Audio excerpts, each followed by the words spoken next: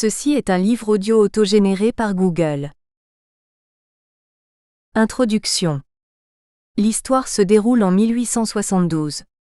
Le récit, bien qu'étant un ouvrage de fiction, se base sur des faits scientifiques dans lesquels un inspecteur de police poursuit un prétendu criminel faisant le tour du monde.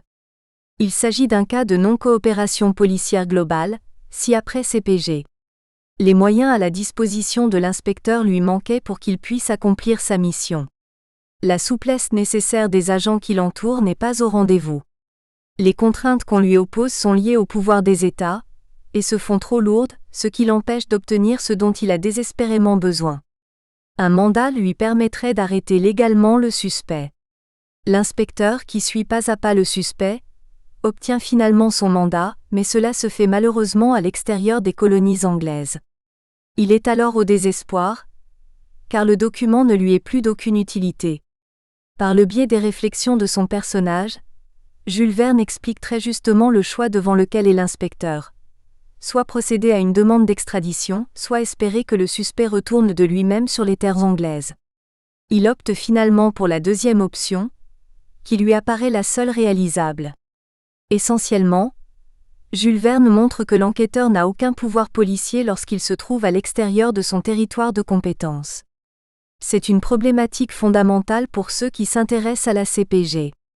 Toutefois, sa vision de l'État omniprésent et incontournable empêche Verne d'explorer le thème du pouvoir discrétionnaire de l'inspecteur. L'inspecteur ne pouvait envisager intercepter le suspect, en l'absence de mandat. Néanmoins, plusieurs passages de l'ouvrage illustrent les moyens discutables employés par le policier pour tenter de stopper le prétendu criminel. Il tente de le ralentir avec objectif ultime de rassembler le mandat et le suspect sur le même territoire. La liberté que se donne l'inspecteur s'arrête là, ce qui le rend dépendant du bon vouloir et de la vitesse de réaction de l'État. D'ailleurs, le policier est vu comme un représentant de l'État bien plus qu'un membre de l'organisation policière anglaise. Cet ouvrage montrera une situation contemporaine assez différente, la police s'étant davantage autonomisée. L'ouvrage de Jules Verne est l'un des premiers qui aborde les obstacles que pose ce que plusieurs appellent la globalisation. Depuis ce temps, les technologies ont beaucoup évolué. Tout se fait plus vite, mais les enquêteurs ont aussi beaucoup plus de pouvoir d'action, notamment sur la question des mandats. Ce récit nous permet d'introduire de nombreuses notions encore d'actualité, et qui sont abordées dans cet ouvrage. Tout d'abord, les moyens techniques et technologiques à la disposition des enquêteurs ont évolué et pour reprendre l'expression des personnages de Verne, la Terre semble avoir diminué. Les moyens de communication se sont améliorés et permettent un contact beaucoup plus rapide et étendu. Cela est encore plus vrai aujourd'hui que lorsque le récit a été écrit. Aujourd'hui, il faut non plus s'en tenir à envoyer un télégraphe et espérer que la réponse nous parvienne rapidement. Ce mode de communication pouvait prendre des semaines. Il est désormais possible d'utiliser le fax, le téléphone, ou même d'envoyer des courriels. Cela permet d'agir beaucoup plus rapidement, d'autant plus que le temps est une variable importante dans les enquêtes qui transcendent les frontières. La technologie a donc relativisé les distances, et cela a transformé autant le travail policier que la façon de commettre des crimes. On a donc assisté ces dernières décennies à une véritable transnationalisation, certains diraient globalisation ou mondialisation, des activités policières et criminelles. Les moyens à la disposition des enquêteurs ont aussi évolué, en prenant une expansion considérable. Le type de crime joue un rôle important dans l'ampleur des moyens accordés aux enquêteurs. Entre autres, le pouvoir discrétionnaire est bien plus grand dans les enquêtes en matière de drogue ou encore de terrorisme que dans les enquêtes en matière d'homicide, par exemple, Browder 2010. Si on ajoute une dimension transnationale, cela est encore plus évident, car l'État est alors moins à même de savoir ce que font les agents policiers. Ce contexte est propice à une logique selon laquelle la fin justifie le plus souvent les moyens, Browder 2010. Le récit nous permet de comprendre que les criminels un tant soit peu sophistiqués ont toujours été capables de contourner les frontières. Passa, 1999. Les policiers ont de plus en plus accès à des moyens divers pour contrer l'action de ces criminels. Toutefois, Plusieurs propositions ou initiatives pour contrer le crime transnational sont controversées ou risquées et menacent la légitimité de l'État. Est-ce que la menace du crime transnational évolue si rapidement que des mesures draconiennes sont indispensables? Est-ce que les solutions proposées sont plus dangereuses que les problèmes qu'elles essaient de résoudre? Quelles sont les justifications qui ont entraîné une plus grande utilisation et un raffinement de la CPG? Ces questions sont de l'ordre de la morale et ne sont pas l'objet central de cet ouvrage. Bien avant de pouvoir répondre à ces questions, il faut être en mesure de comprendre la CPG telle qu'elle se fait aujourd'hui. C'est un des objectifs importants que nous poursuivons. En effet, les études empiriques sur le sujet sont encore relativement rares. La CPG est plus apparente aujourd'hui. La lecture des publications annuelles d'Interpol, qui se veut et est dans une certaine mesure une plateforme sur laquelle s'observent des échanges d'informations policières, nous apprend que le nombre de pays qui s'impliquent officiellement ne fait qu'augmenter et qu'aucun n'annule son membership. Cela ne veut pas dire qu'une coopération effective s'est établie entre tous les membres. Anderson, 1989, expliquait que malgré le fait que la Corée du Nord et les États-Unis font partie d'Interpol, il apparaît clairement qu'ils ne coopèrent pas au moins sur un plan diplomatique. Suivant la thèse bureaucratique de Dufflem 2002, selon laquelle la police s'est suffisamment autonomisée, expertisée et distanciée de l'État pour s'affranchir quelque peu du pouvoir de celui-ci, il n'est pas clair en quoi l'apparence de coopération telle que démontrée par Interpol se traduit réellement au niveau opérationnel. Pourquoi utiliser le terme transnational ou global? On assume que l'État a toujours une certaine force, tout en reconnaissant que le monde change. Bien qu'affaibli par ce que certains ont appelé la mondialisation, l'État n'est pas disparu. Toutefois, sa légitimité serait menacée, n'étant plus autant en mesure de protéger à la fois des risques perçus tout en préservant les libertés individuelles de la collectivité. Ce sont les relations entre les États et entre les différents agents du champ du policing global ou transnational qui sont étudiés, non pas le champ constitué par l'ensemble des territoires. Parler d'international paraît surréaliste lorsqu'on examine la situation actuelle. Ce serait dire que notre monde est mondialisé au point où les États n'ont plus de voix. L'existence même de négociations politiques entre États prouve le contraire. Nous distinguons également la CPG du policing transnational, pour mettre en lumière deux types d'agents et de mondes sociaux fondamentalement différents, qui ne se comprennent pas bien. Divers auteurs tels que Benyon et Sabatier ont expliqué les différences entre ces deux mondes. Il existe aussi des similitudes entre eux. Nous avons choisi de nous pencher sur les actions policières, car les recherches ont jusqu'à maintenant mis l'accent sur les diverses organisations politiques créées dans le cadre de la CPG. Étudier le champ des actions policières transnationales permet de comprendre le processus général à l'œuvre. De plus, Kratkowski et Das 2001 soulignent que la CPG serait renforcée si on prêtait plus attention aux activités policières. Nous n'excluons pas les concepts de reconnaissance et de confiance mutuelle, issus du champ des professionnels de la politique. Le cadre théorique directeur est celui des champs bourdieusiens. Nous nous appuyons plus particulièrement sur la notion des champs de la sécurité, Bigot 2005. Cette approche met l'accent sur les convergences entre champs nationaux et transnationaux de la pratique opérationnelle relativement aux enquêtes, plutôt que sur les limites territoriales imposées par les États, Bigot, 2011. Elle reconnaît l'existence d'un club transnational d'agents opérationnels et d'un champ des professionnels de la politique. L'approche complémentaire est celle de l'analyse des comportements policiers. Notre étude suit ainsi celle d'Erickson, de Manning et de Kermuir, en ce qu'elle vise à comprendre le déroulement quotidien des activités policières par le biais des perceptions qu'en ont les agents du policing. Toutefois, nous élargissons aussi cette analyse au contexte dans lequel ils évoluent, soit le monde politique d'une part et le monde juridique d'autre part. Alors qu'Erickson, Kermuir et Manning ont étudié des activités policières qui se déroulaient dans des environnements locaux et nationaux, nous l'avons fait dans le cadre des enquêtes à composante transnationale. Il s'agit d'une approche qui a été peu utilisée jusqu'à maintenant pour comprendre le phénomène de la CPG, Bigot, 1996. Le glissement que nous effectuons par rapport aux études sur la CPG n'est pas radical, et s'inscrit dans certaines conceptualisations classiques des études sur le policing, mais dans un contexte transnational. Sans exclure la place de l'État et son influence sur les agents du policing transnational, nous donnons plus de voix aux agents individuels comme preneurs de décision, leur octroyant un pouvoir de changement sur les pratiques. Ces décisions ne sont pas analysées avec l'approche du choix rationnel, entre autres parce que la logique n'est pas le seul ni le principal moyen de prendre des décisions en contexte. Tout comme Bigot le fait dans ses écrits, nous nous inspirons de l'approche bourdieusienne pour comprendre le policing transnational. Dans le cadre de nos travaux, nous faisons donc coexister structuralisme et constructivisme. Du même coup, nous adoptons l'idée selon laquelle la rationalité des agents n'est pas l'unique élément, ni même le plus important pour comprendre ce qui amène ces derniers à prendre des décisions. Cet ouvrage s'intéresse à la CPG en matière de drogue, et plus précisément aux activités d'enquête à composante transnationale. Ce choix s'explique par le fait que jusqu'à tout récemment, c'est de ce crime dont il était question lors de collaborations entre États. De plus, une agence policière pan-européenne a été créée, Europol, en 1996 en réaction à ce seul crime.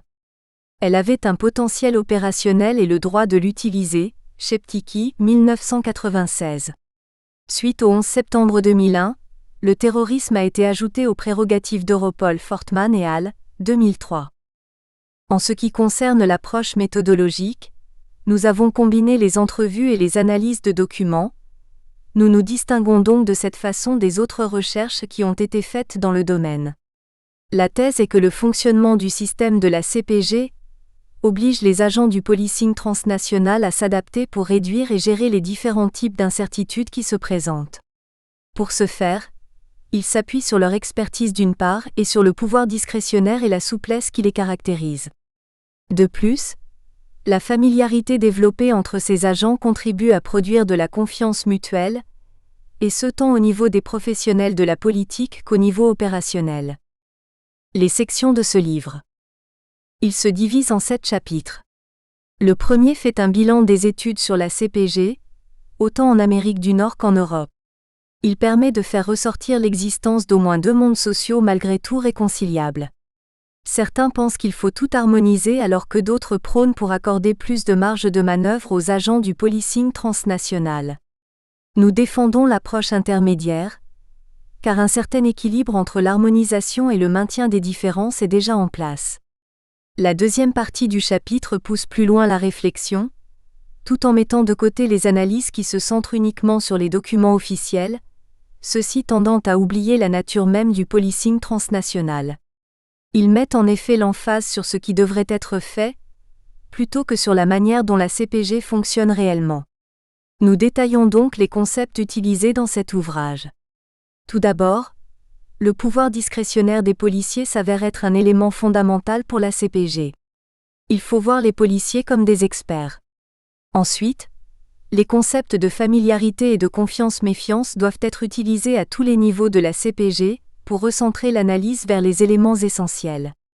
Il est finalement question d'un problème important qui subsiste malgré l'adoption d'une approche intermédiaire, soit le manque de redevabilité dans la CPG.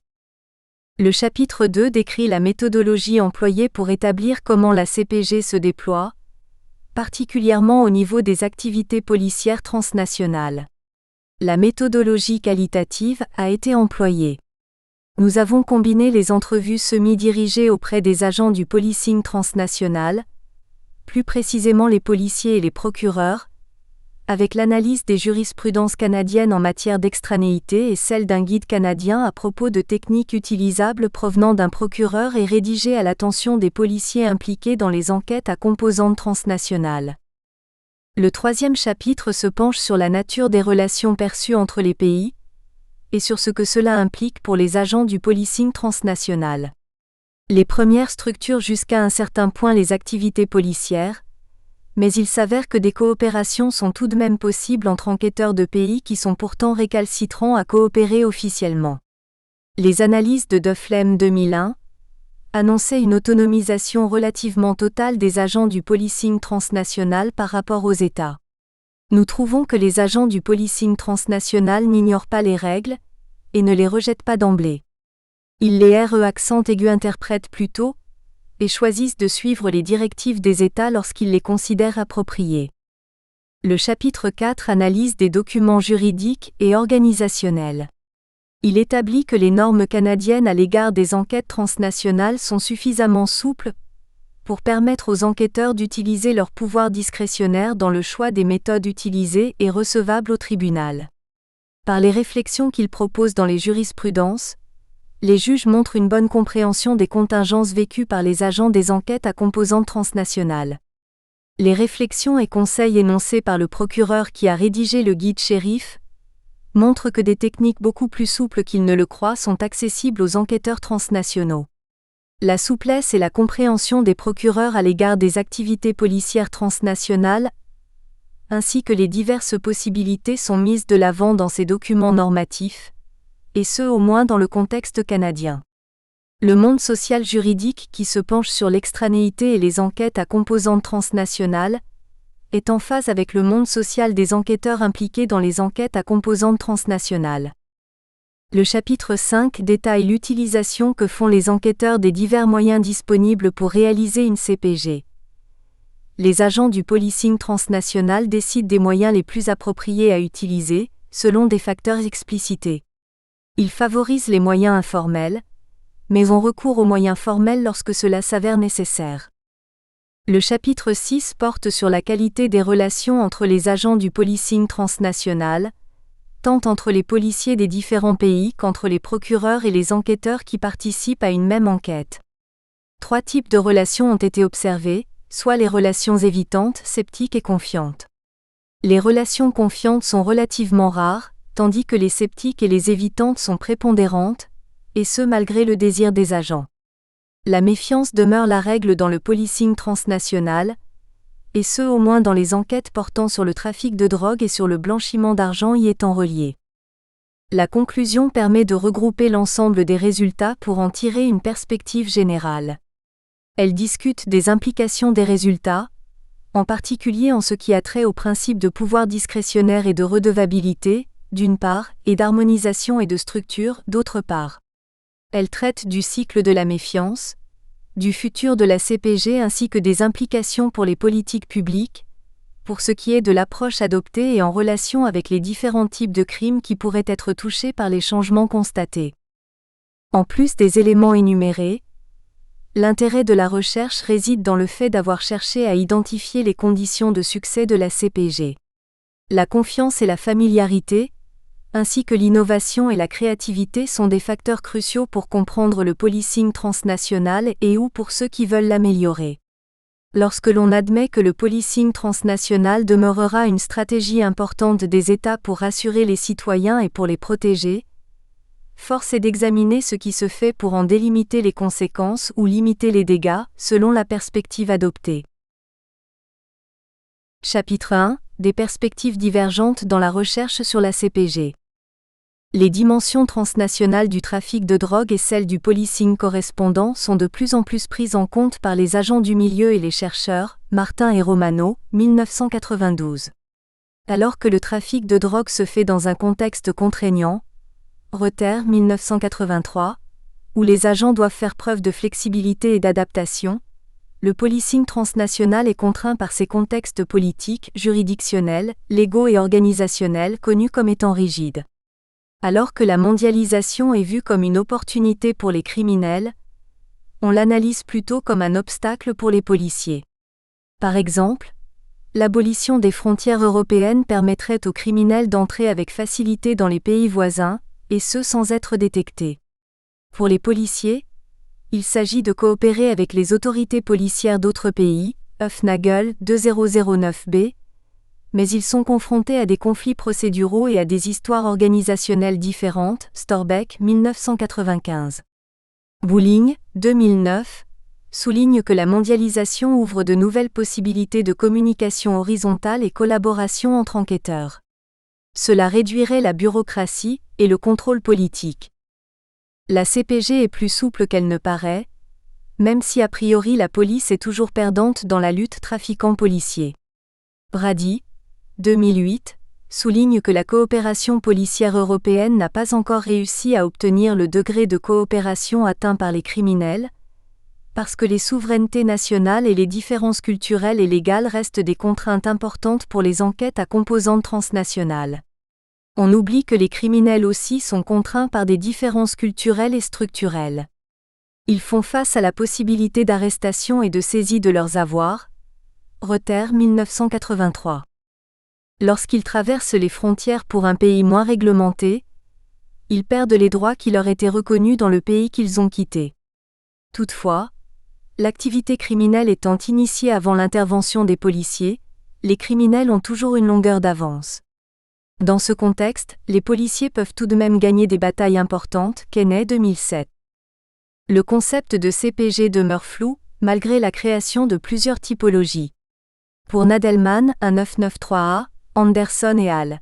1995, et pour Sheptycki, 1996, les évolutions de la CPG doivent être envisagées dans une perspective plus large que celle de l'impératif de répondre à la menace causée par le développement de la criminalité transnationale.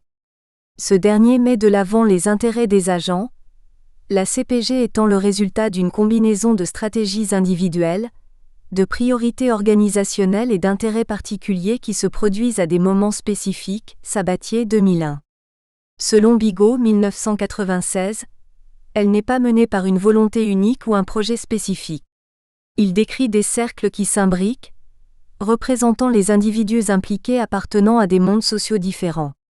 Benyon et al. 1993 ont également catégorisé les arrangements d'agents impliqués. Dans la première sphère, il est question des professionnels de la politique. Bigot 2011. Ces agents ont fait l'objet de nombreuses études et cherchent essentiellement à protéger la souveraineté de leur territoire. La multiplicité des conventions élaborées est également étudiée. Il s'agit du cadre et des contextes qui entourent l'action sur le terrain. Il n'est pas démontré que les agents opérationnels agissent strictement en fonction des conventions et directives qui leur sont adressées. Le niveau intermédiaire concerne les structures, les pratiques et les procédures visant à aider les agences d'application de la loi à remplir leur mission. Il s'agit essentiellement des agents de liaison, un petit groupe professionnel de super-policiers, servant d'amortisseur entre le groupe des professionnels de la politique et ceux qui font le travail opérationnel quotidien. Viennent ensuite les policiers qui travaillent au sein d'enquêtes spécifiques, se consacrant au contrôle de formes particulières de crimes. Ils doivent travailler unilatéralement ou conjointement avec des organisations policières étrangères. Ces deux types d'agents œuvreraient à élargir les possibilités d'échange d'informations entre collègues policiers étrangers. La typologie de Benyon et al. 1993 permet de comprendre la diversité des agents et des mondes sociaux impliqués, mais laisse de côté la recherche de solutions. Sabatier 2001. De plus, elle porte à croire que le champ politique est la dimension la plus importante, que celle-ci a le contrôle sur les autres niveaux ou champs, ce qui apparaît erroné. Monet, 1993, constate un enchevêtrement entre les catégories d'agents impliqués, plus particulièrement au niveau intermédiaire. Le niveau opérationnel ressort comme étant d'une grande importance, même s'il demeure majoritairement officieux.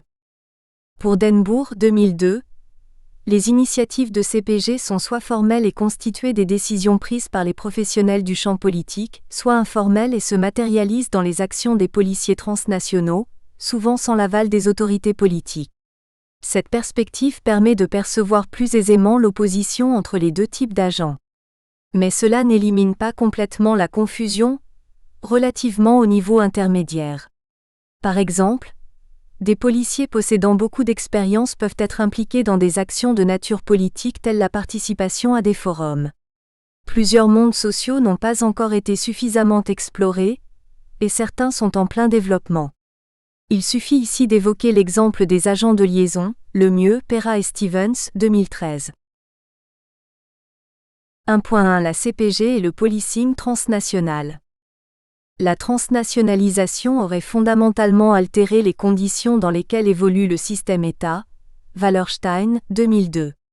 Suivant Sheptycki 2000, nous privilégions le terme transnationalisation, globalisation, à celui de mondialisation. Le premier fait référence à l'action de l'État pour tenter de comprendre l'action au niveau global. Le dernier dépasse la réalité actuelle, tenant pour acquis que le nouvel ordre mondial aurait enlevé tout pouvoir aux États qui seraient dès lors subordonnés à l'international. La CPG est composée d'au moins deux champs, ayant des intérêts et habitus différents.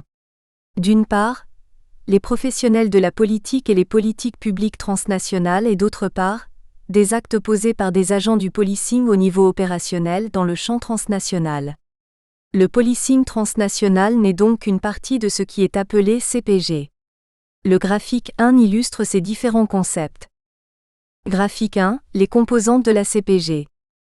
Des définitions limitatives de la CPG sont souvent utilisées, faisant oublier le champ important des actions policières opérationnelles concrètes.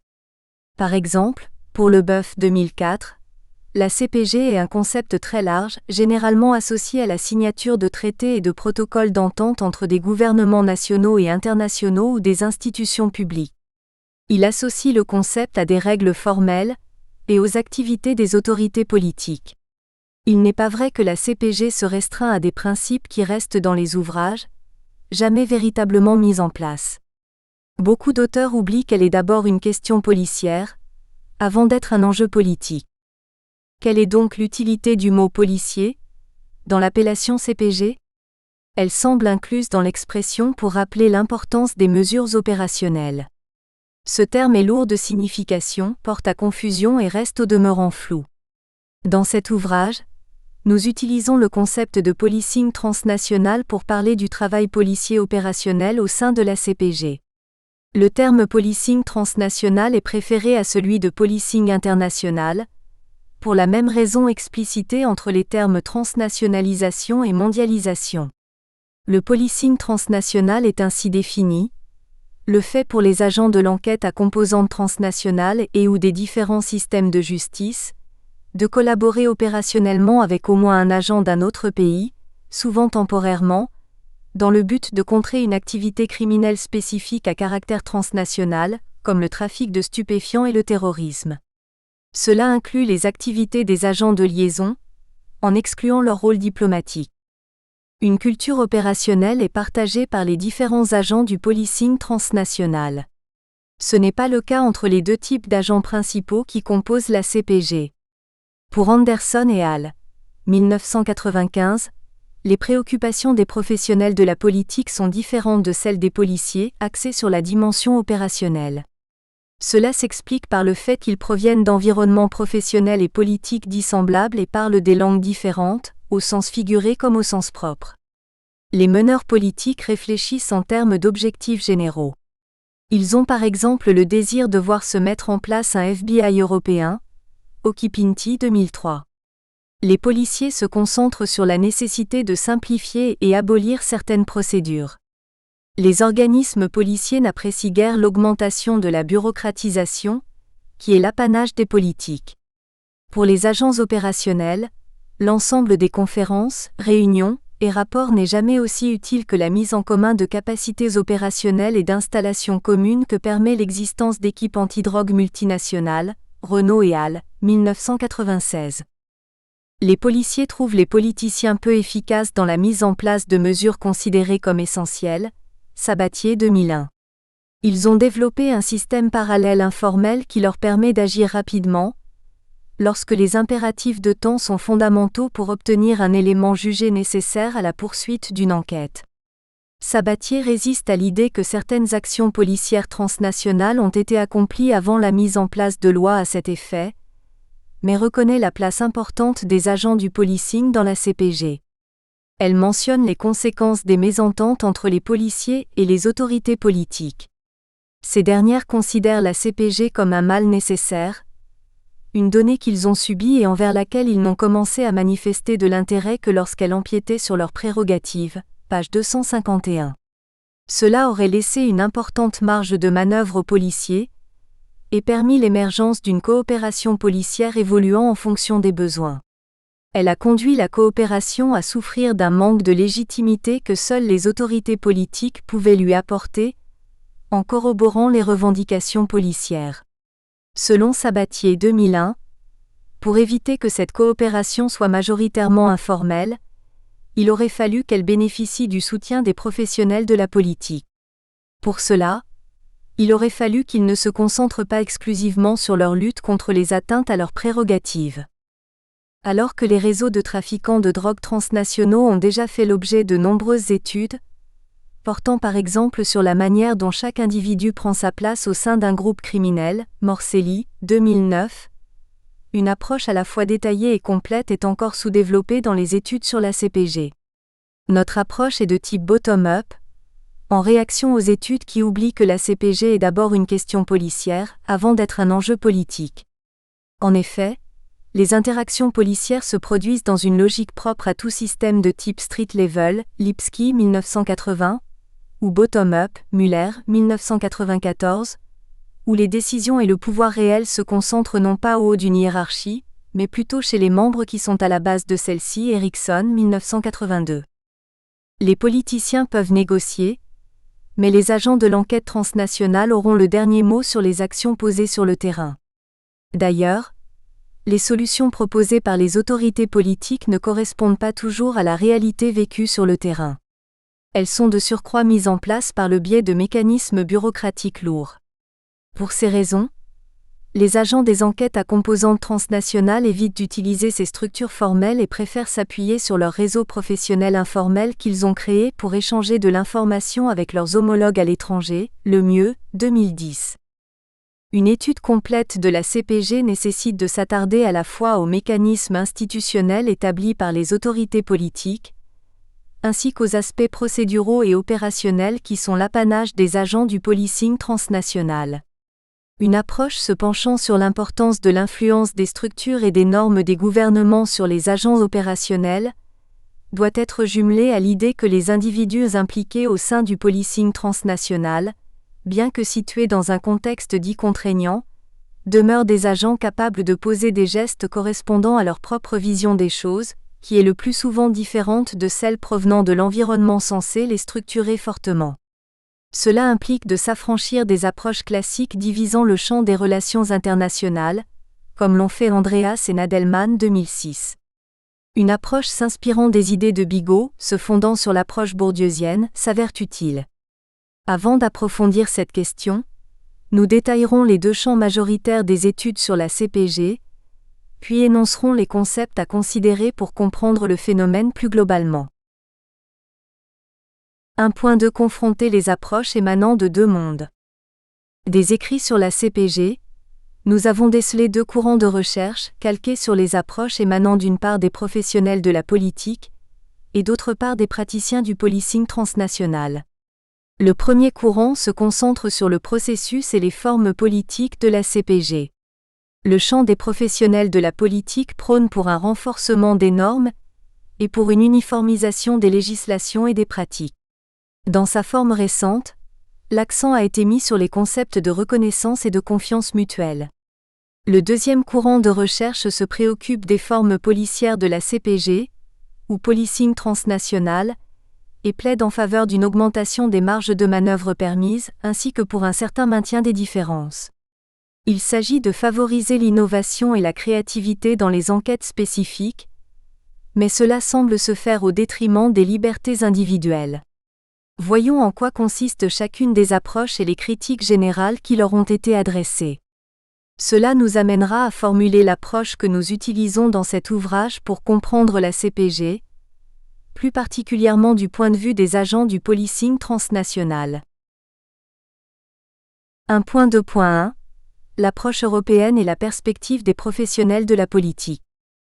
Principalement issus de recherches européennes, la sphère politique et l'univers normatif de la CPG sont examinés. Les agents formulent les politiques et négocient les ententes en mettant l'emphase sur la protection de la souveraineté de leur pays. Les concepts d'harmonisation et d'approximation des législations nationales sont étudiés. Plus récemment, le concept de reconnaissance mutuelle a émergé. Bien plus qu'un indice de la volonté des États de demeurer souverains, ce concept s'avère important. Nous y reviendrons lorsque nous détaillerons l'approche adoptée. Calderoni, 2008, constate l'existence de nombreuses différences entre les législations nationales dans l'UE. Il évalue les dissimilitudes relativement au cadre de décision de l'UE. Cela permet de comprendre pourquoi beaucoup d'auteurs considèrent l'application uniforme de plus de règles comme étant la solution aux divers problèmes rencontrés dans l'application de la CPG. Les règles assureraient la démocratie, et donc la protection des libertés individuelles, ce qui assurerait plus ou moins la survie des États. Le concept central sur lequel repose cette approche est l'harmonisation. Elle est reliée à la conception européenne du succès de la coopération, très différente de celle des Nord-Américains, pour lesquels la réussite se traduirait par l'immobilisation des criminels. Le succès européen dépendrait plutôt de la robustesse des cadres légaux et politiques, Anderson et Hall, 1995. Pour que la coopération européenne réussisse, les États membres sont d'avis qu'il doit exister une obligation de réciprocité, qui ne doit pas uniquement reposer sur l'échange volontaire d'informations policières et de renseignements. Le succès serait lié à l'établissement de traités légaux et à l'harmonisation des lois criminelles. Cette conception est à l'image de l'intégration politique et économique européenne. La coopération policière européenne se construit suivant le même processus que celui de la coopération politique et économique. Sabatier 2001 considère avec Isaac 1989 qu'en construisant l'Europe économique, les nations se sont engagées dans le processus d'unification et sont entraînées dans la voie de la construction politique. La coopération politique européenne vise à harmoniser les points de vue et attitudes, avec pour objectif des actions communes. Il semble donc naturel que la coopération policière européenne s'appuie sur la même rhétorique. Constatant un manque dans la recherche, Calderoni, 2008, a défini le concept d'harmonisation et d'approximation en ce qui a trait à l'évaluation des législations. Ces concepts ont été interprétés de différentes façons tant par les autorités politiques que par les chercheurs, mais il n'existe pas de définition légale, Tadic, 2002. Les définitions de Tadic, 2002 et Joutsen, 2002, sont suffisamment larges et claires pour inclure la plupart des idées sur l'harmonisation. Celles-ci visent l'élimination des disparités entre les systèmes de justice criminelle des différents États, Tadic, 2002. Elles consistent à réordonner différents éléments selon un standard fixé d'avance, pour éviter éliminer les frictions. Le concept d'approximation, selon lequel il faut établir des standards minimaux en ce qui a trait aux éléments constitutifs d'un crime ainsi que concernant les sanctions qui doivent y être associées, est souvent confondu avec le concept d'harmonisation. Contrairement à ce dernier, le premier permet aux États d'établir les règles comme elles l'entendent, dans la mesure où elles se conforment aux standards minimaux de l'UE. Vermeulen 2002b. L'esprit de ce mécanisme est la réduction des différences entre les systèmes légaux, en lien avec les standards minimaux établis. Il permet plus de flexibilité que ce qu'admet l'harmonisation. Pour ceux qui adoptent l'approche européenne, ces deux concepts sont nécessaires pour réduire les inégalités dans la façon de traiter les criminels. Un certain comportement pourrait être criminalisé dans un pays et pas dans un autre, et les criminels pourraient recevoir des sanctions très différentes.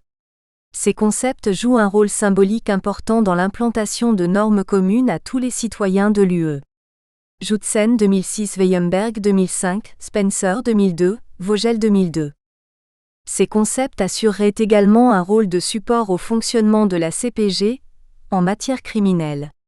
Cette fonction serait nécessaire pour assurer une implantation efficace du principe de reconnaissance mutuelle, qui a récemment été promu en tant qu'élément fondamental de la politique du troisième pilier de l'UE.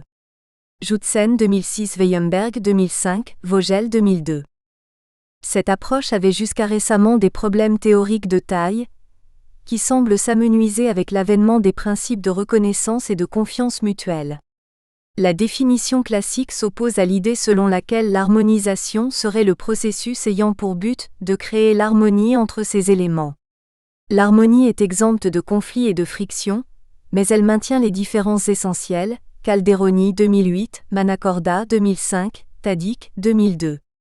L'harmonisation ne devrait pas chercher à éliminer les différences entre les systèmes légaux per se, mais bien à éliminer les frictions entre ceux-ci, Nel 2002. D'ailleurs, la confiance mutuelle entre les États doit pouvoir se penser et se construire en respectant la différence Flore 2005. De plus, l'évaluation du niveau d'harmonisation est indépendante de la qualité de la législation. Des législations nationales harmonisées peuvent être inefficaces. Il en va de même pour le concept d'approximation, où la qualité du standard et des législations nationales est indépendante de la mise en œuvre de l'approximation. Même si les pays se conforment à la norme européenne, rien n'en garantit l'efficacité. Calderoni 2008. Ces éléments aident à comprendre pourquoi les recherches dans cette approche traitent surtout des normes à adopter pour maximiser l'atteinte des objectifs, et qu'elles s'attardent peu aux raisons qui font qu'elles ne sont pas implantées dans la réalité. Alors, à quoi servent les concepts d'harmonisation et d'approximation des lois criminelles ? Dans le cadre de l'UE, il serait important pour établir l'utilité d'institutions européennes comme Europol, Eurojust et l'éventuel European Public Prosecutor.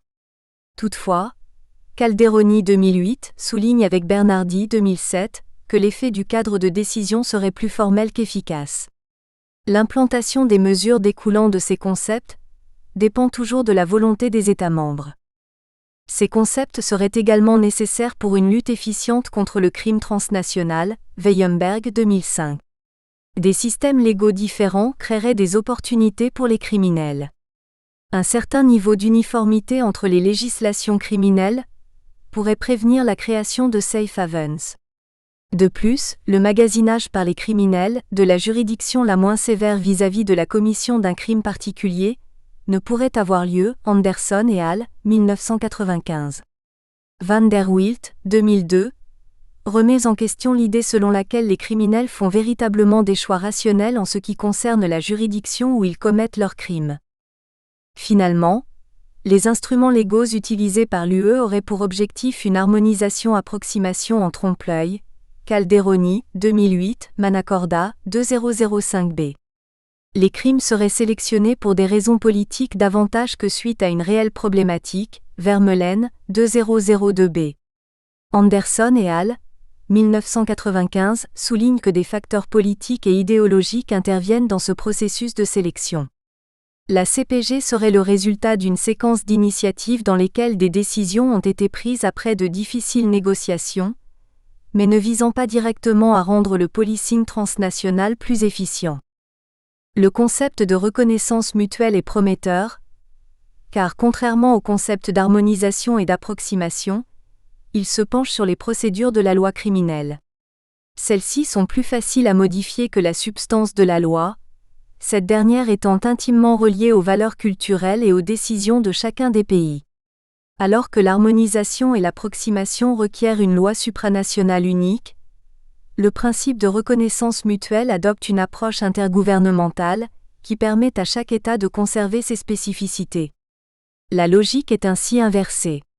Le rapprochement des dispositions ou procédures pénales par le biais d'une harmonisation, d'une uniformisation et d'une standardisation est désormais considéré comme une conséquence de la reconnaissance mutuelle, parce qu'elle favorise la confiance mutuelle. La reconnaissance mutuelle entraîne la confiance mutuelle, ce qui favoriserait une certaine uniformisation. Cette dernière est donc conçue comme une conséquence, et non pas comme un préalable de la coopération entre États. Ce concept permet plus de souplesse. Il a donc plus de chances de faire consensus. En effet, la reconnaissance mutuelle respecte la diversité. C'est un élément important pour que tout ne soit pas harmonisé. Il n'en demeure pas moins qu'une certaine mesure d'harmonisation et de rapprochement des législations pénales est essentielle pour établir et maintenir la coopération. Poser l'objectif d'un code pénal européen ne revient pas nécessairement à exiger une harmonisation complète et totale de la législation pénale dans l'UE, mais plutôt à envisager l'élaboration d'un socle commun de règles pour consacrer et protéger les valeurs partagées. Frieden, 2005. L'implantation effective du principe de reconnaissance mutuelle entre les États membres repose sur le développement de la confiance mutuelle.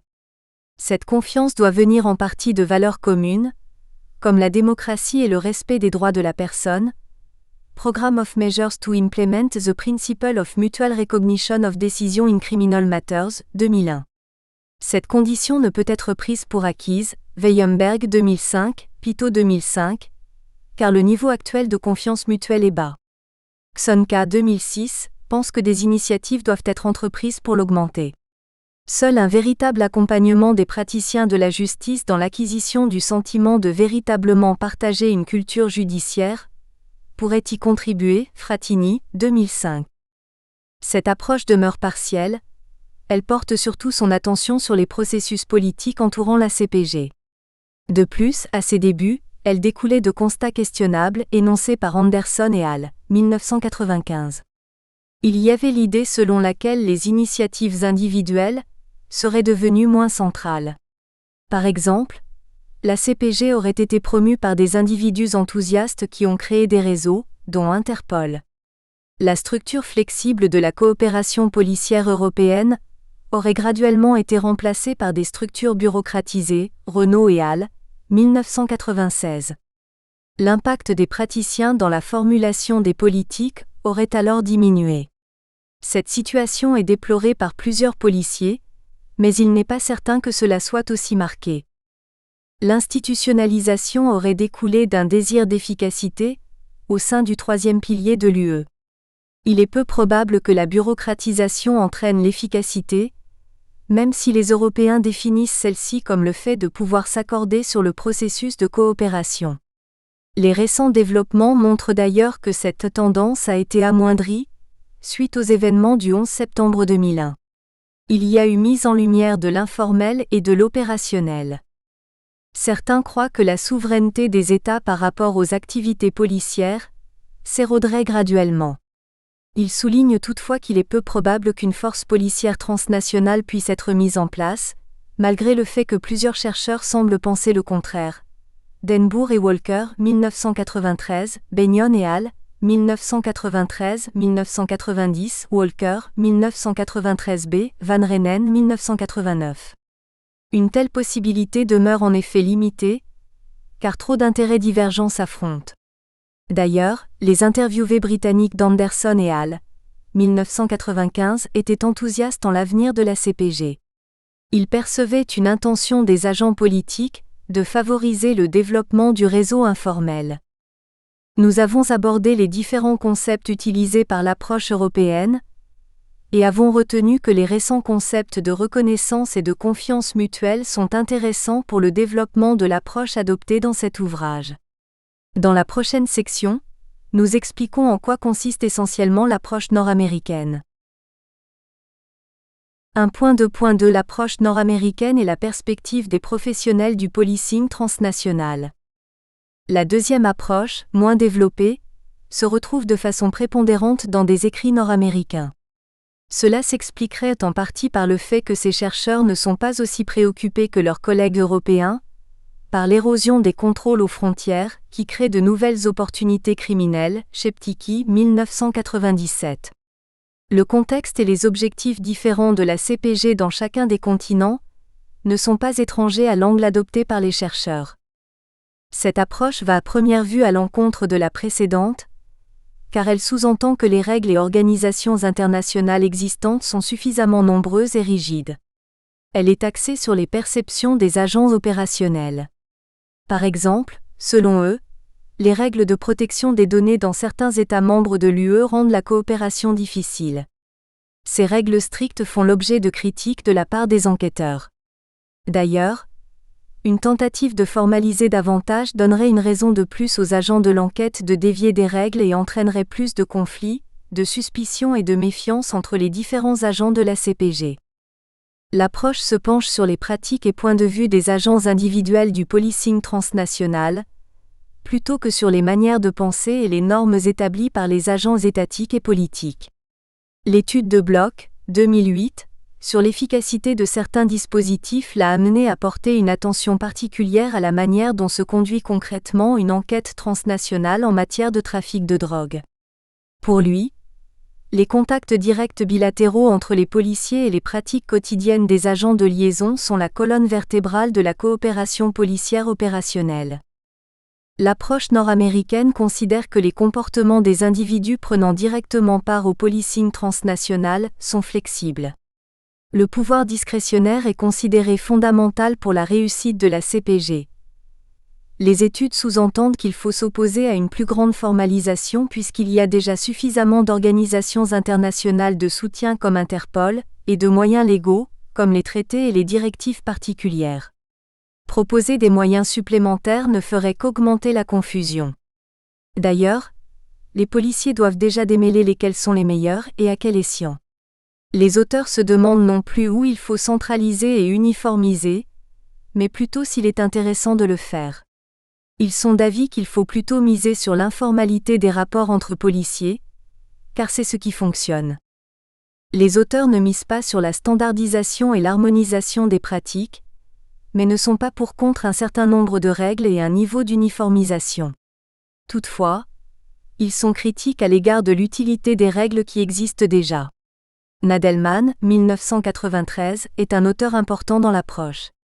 Il a d'abord étudié comment les normes transnationales s'établissent et se maintiennent. Il soutient qu'une norme adoptée au niveau transnational n'est pas nécessairement utile à la réalisation des objectifs communs des États, qu'il conçoit comme étant l'immobilisation des criminels. Une norme serait plutôt le produit d'une négociation politique, et serait un enjeu de pouvoir. La caractéristique de ce qu'il 1990 appelle les régimes de prohibition globaux est que les normes qui en découlent ne reflètent pas seulement les intérêts sécuritaires et économiques des pays dominants, mais surtout leurs intérêts moraux et leurs dispositions émotives. La composante morale étant prépondérante, la direction que prend le développement des politiques est préoccupante. Les considérations relatives aux coûts ainsi qu'aux conséquences sont mises de côté. Les alternatives moins coûteuses et plus efficaces sont souvent ignorées. Cela amène des pays comme les États-Unis à poser des actions unilatérales. Nadelman, 1990, compare ces actions à des croisades. Il prend pour exemple la manière dont la DEA impose ses façons de faire aux autres pays. Nadelman, 1993. Il s'est particulièrement intéressé aux relations entre les pays producteurs de drogue de l'Amérique latine et les États-Unis, et montre comment ces derniers imposent leurs pratiques ainsi que les raisons pour lesquelles les pays acceptent généralement de collaborer avec eux. Il a détaillé comment les États-Unis ont réussi à faire exporter certaines pratiques vers l'Europe, Nadelman, 1995, mais également comment certaines façons de faire de pays européens ont été intégrées aux États-Unis, lorsque celles-ci permettent une plus grande marge de manœuvre dans l'enquête policière. Lemieux, 2008, a évalué les diverses méthodes employées par la DEA pour lutter contre le trafic de drogue transnational. Il trouve que les résultats statistiques sont peu dépendants du type de coopération policière utilisée. Il importe peu que l'enquête soit unilatérale, bilatérale ou multilatérale. Les résultats ne montrent pas qu'une coopération à plusieurs a eu un impact majeur sur l'aboutissement de l'enquête, et ce, peu importe les pays impliqués. Cette étude aide à comprendre pourquoi une organisation telle que l'ADEA ne met pas l'accent sur le processus d'enquête, mais bien sur le résultat de celle-ci. Les agents de l'enquête ont simplement choisi la meilleure approche en fonction des circonstances qui leur ont été imposées au cours de l'enquête. Ce résultat va dans le même sens que Ribot et Birer, 2010. Selon eux, les policiers transnationaux font l'apprentissage in situ de ce qui fonctionne dans une situation particulière par la méthode d'essai et erreur. Cela s'applique malgré les différences nationales, car une culture policière serait partagée entre les enquêteurs transnationaux et serait issue des impératifs pratiques. Il y a plusieurs avantages à utiliser le réseautage informel. Par exemple, des séjours d'échange et de formation aident les policiers à développer une connaissance du système juridictionnel de l'autre et des méthodes qui en découlent. Ils rendent également possible la création de liens amicaux. Cela contribue à la construction de la confiance, essentielle pour l'échange de renseignements entre des individus de pays différents. Ces éléments expliquent le succès des activités de police transnationales. Toutefois, un problème de l'approche nord-américaine est justement de trop mettre l'accent sur l'utilisation de réseaux informels. Outre les avantages, elle comporte des désavantages majeurs, surtout utilisés seuls. Selon Anderson et al., 1995. A senior British police officer active with the International Association of Police Officers, IAPC, says that if it dropped dead now the chain would break. The same point was made by informant from the Kent County Constabulary in relation to the maintenance of a European liaison uni, where all contact have been secured by a single person. Other disadvantages of informal networking included ADO3, a lack of proper coordination, lack of a legal basis and of accountability and transparency, page 79. Comme remède à ces problèmes, il est intéressant d'étudier les autres moyens utilisés dans le policing transnational. Par exemple, les moyens légaux comme les commissions rogatoires et l'assistance mutuelle doivent être examinés. Nadelman, 1993, les a introduits dans son analyse, mais rares sont les auteurs qui s'y sont suffisamment attardés. Par ailleurs, Anderson et al., 1995, ainsi que Nadelman, 1993, expliquent qu'il existe plusieurs conflits et rivalités entre les diverses agences dans les enquêtes à composantes transnationales, et ce tant à l'interne qu'entre les nations. Ces problèmes apparaissent parce que les différentes polices nationales ainsi que les systèmes de justice criminelle ont des intérêts divergents. Certaines agences nationales puissantes tendent à influencer de manière disproportionnée les décisions opérationnelles, sans égard pour la souveraineté des autres États.